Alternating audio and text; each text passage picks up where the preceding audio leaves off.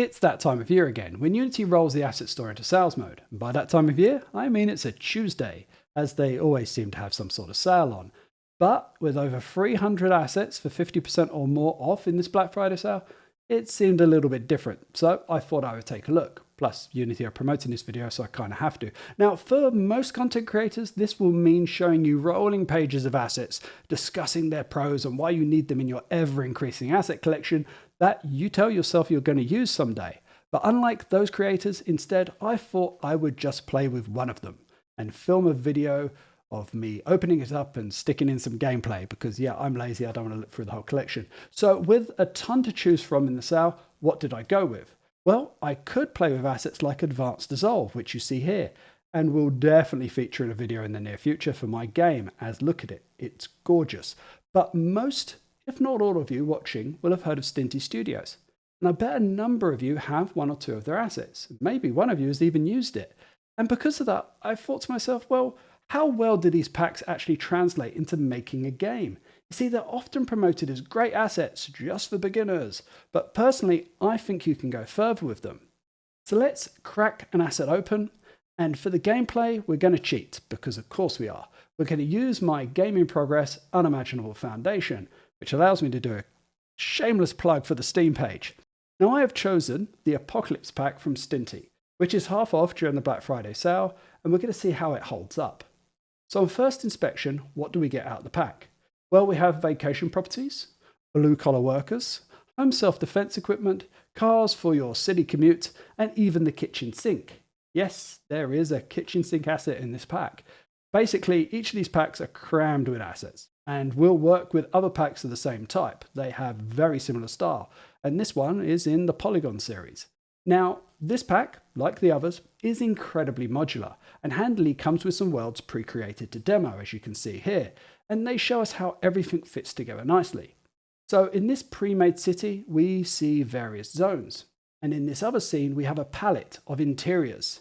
And the last scene we have, which doesn't feature in other packs, but is particular for this Apocalypse pack, is a bunker scene, and it enables you to explore making your own Fallout Shelter game, for instance, which I actually really want to do now I've seen this scene because I really love that game. Now for me, in this video, I'm going to abuse the pre-made big world because, again, I keep saying it in this video, but yes, I'm lazy. I'm just going to use the pre-made world. Now let's switch gears and we're going to talk about the characters.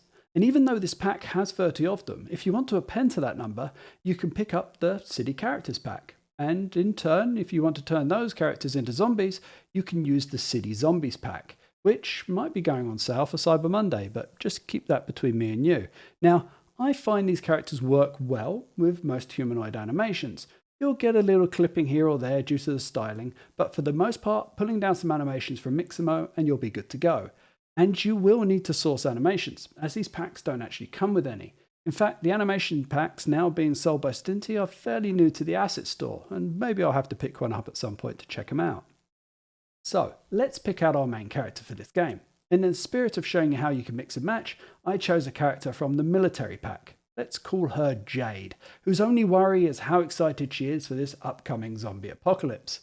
Now we can do the same thing for the zombies. I can populate the multitude of them from the Zombie City Characters pack that I mentioned earlier, including Kevin.